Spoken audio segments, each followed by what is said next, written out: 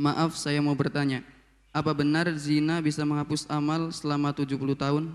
Saya mendengarkan ceramah tersebut di YouTube ya. Zina adalah kehinaan.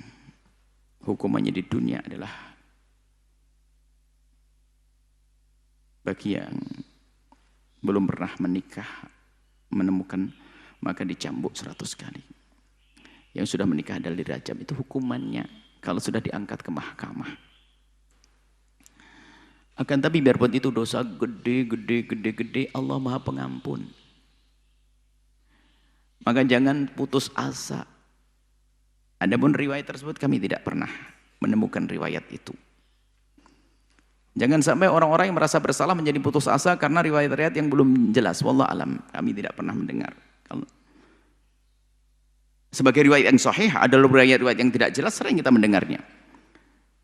Jangan sampai orang merasa putus asa, oh 70 amalku sudah dihapus. Ingin menghentikan orang berzina, tapi menjadikan putus asa, ingin menghalau orang agar tidak berzina, tapi menjadikan putus asa orang berzina juga nggak boleh. Yang tidak berzina kita doakan dan kita wanti-wanti. Hukumannya besar di hadapan Allah. Bagi yang sudah berzina diberi himbauan agar kembali kepada Allah. Allah Maha Pengampun, at-taibu minadz dzambi kaman la dzambalah. Yang jelas dosanya besar, kehinaan di dunia dan di akhirat kalau tidak tobat. Tapi kalau sudah tobat, Allah ampuni.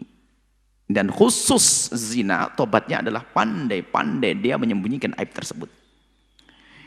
Kalau sudah diangkat di mahkamah, kemudian dicambuk 100 kali, maka ketahuilah. Apalagi dirajam, dia selamat. Tidak dosa lagi, tidak ada hukum, surga dia. Jadi jangan remehkan orang yang sudah dihukum. Karena dihukum menghapus dosa. Allah pantang menghukum hambanya 2 kali, yang sudah dihukum di dunia tidak akan dihukum di akhirat. Ada seorang wanita yang dirajam, meninggal karena rajam, kemudian ada sahabat Nabi memandang pici, mati dalam keadaan dirajam karena zina.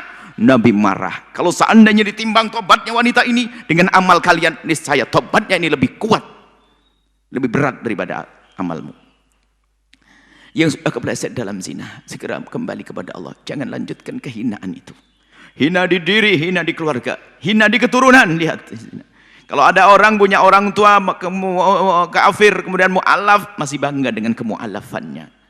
Mantan kafir, mu'alaf masih bangga. Tapi kalau seorang anak punya kakek, nenek atau ibu yang masyhur dengan perzinaannya, itu aib akan nempel di jidat sepanjang masa.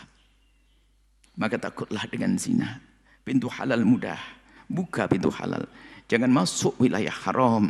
Takutlah kepada Allah. Jauhi sebab zina. Buka pintu halal agar kita terhindar dari zina. Permudah pintu halal. Dan riwayat tersebut seperti itu kami tidak pernah tahu dan tidak perlu dihadirkan kalau riwayat tidak benar. Kita tidak ingin menjadikan orang menjadi putus asa dan sebagainya. Kalaupun riwayat benar ya perlu ditafsiri. Kalau benar maksudnya adalah kalau tidak tobat. Dimana begitu, kalau tidak tobat akan terhapus amalnya. Nah, tapi kita tidak menemukan riwayat itu, sudahlah kita pinggirkan, kita ambil riwayat yang sudah jelas bahwasanya hukumannya adalah besar di hadapan Allah. Riwayat tentang hadis Bukhari tentang Nabi waktu Isra Mi'raj melihat bagaimana pezina, itu yang riwayat yang benar, dihinakan, dihukum seperti itu. Semoga Allah menjauhkan kita dari zina. Dan kami juga himbau kalau ingin nakut-nakuti orang itu jangan sampai dengan riwayat-riwayat yang belum pasti. Karena tidak boleh juga kita nakut-nakuti orang kalau tidak dengan sesuatu yang benar. Dulu ada orang yang membuat hadis-hadis palsu karena melihat orang pada berpaling dari Al-Quran. Tapi tetap nggak boleh biarpun tujuannya baik. Maka para juru dakwah selagi tidak yakin hendaknya jangan dihadirkan, tidak pasti.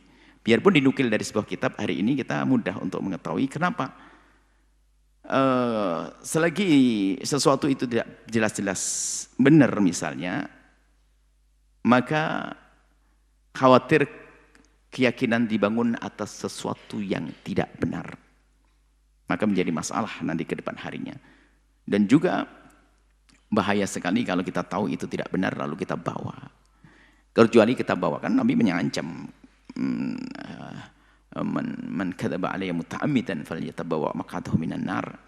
Ya, masuk neraka ini kalau biasa membawa riwayat yang tidak benar. Tapi kalau orang membawa riwayat tidak tahu kalau itu tidak benar, Allah Maha Pengampun, memaafkan karena tidak tahu. Tapi hendaknya kita waspada.